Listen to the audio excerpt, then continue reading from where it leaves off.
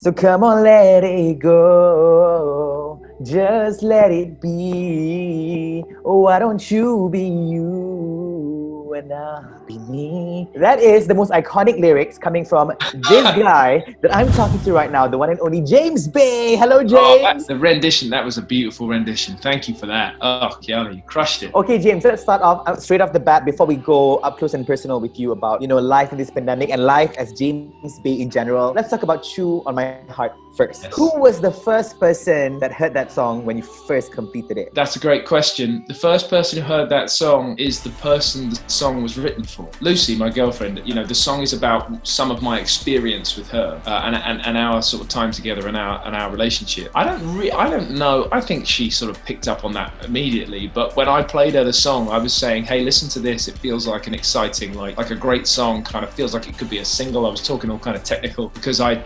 written the kind of emotion of the song. She put the headphones on and she got into it in that kind of technical way. But I know she's listening to the words and I know she's listening to the melodies and she's listening to the whole kind of combination of all the parts together.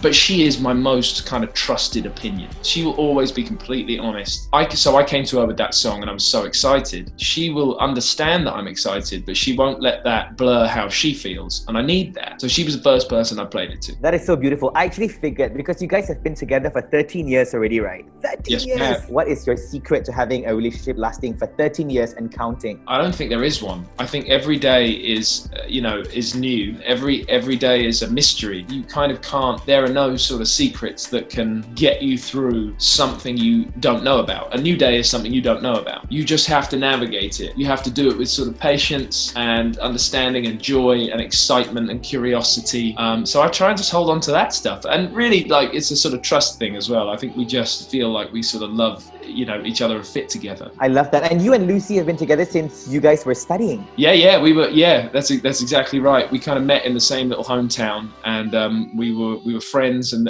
then it was more. You guys are such a great couple, 13 years down the road already. I know you've been writing so many songs about Lucy. Will she know it beforehand, like, babe, I wrote the song about you, or you're gonna make her listen to it first? Who do you think it's about? I mean, obviously, if you pull that card, she would know. I don't sort of tell her. She would know it by heart, I believe. Yeah, it's that really. that can be an intense experience, but I think I just have to write the songs. I have to honor the reality that as a songwriter you have to speak so directly from the heart. You can't let anything kind of intercept you're approaching a subject. So I got to write them, and I always, she's going to hear them at some point, so I show her pretty early on. That's always a good experience. And that brings me to my next question, because you mentioned that it has to come from the heart. All your songwriting process, everything you put out there, it has to come from here, from the inside. That's the most important part. How do you differentiate? I'm sure throughout your journey there has been days, there has been years where you really had to look at the demand. Okay, there are songs like this, it's doing really well. Should I go with that? But even though my heart isn't really there, have you ever gone through that kind of process before? Yeah, James? yeah. That happens all the time. That almost happens. That almost happens every time I write a song, because at the beginning of writing a song, you have all those choices to make. You can go dive into Spotify and go, okay, what's good? What do people like? What's working? It just seems a little bit insincere to the process, and it seems often there's nothing really wrong with doing that.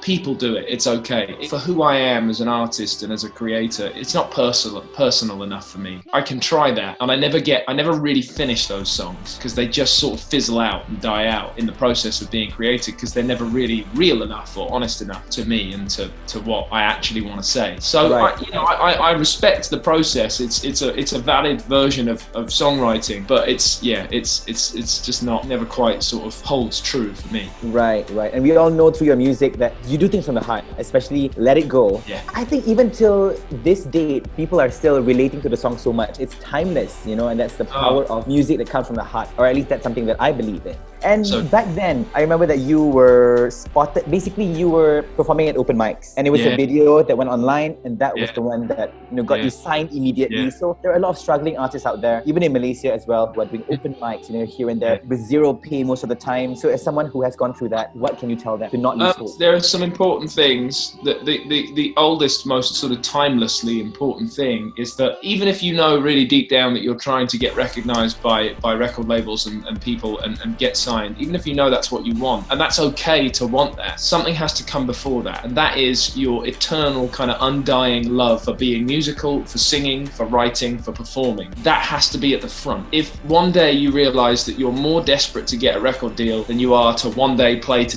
tens of thousands of people, or to write a song that's so brilliant that you have to want to do those things first, always. The other thing that is a little bit more of a kind of up-to-date sort of answer to that question that I think definitely applies is to embrace, I'm going to just say it like this, embrace social media. It doesn't mean that you have to be obsessed with using it, but allow your stuff to be shared, because we live in a world where you can write a song tonight and it can be heard by everybody in the world like a minute later. So just put your stuff out there in all the free ways that you can. And I'm not sort of promoting that music should be free, but we live in a world now where we can share. You can see it's a sort of a twisted thing. Everything is accessible, yeah. And just keep going, keep working, keep writing, keep singing, keep performing, keep playing your instrument. Get better and better at those things, and eventually everything will drop into place, and people will be buying tickets to your shows and buying your records and streaming your music, and it'll be a good fun time.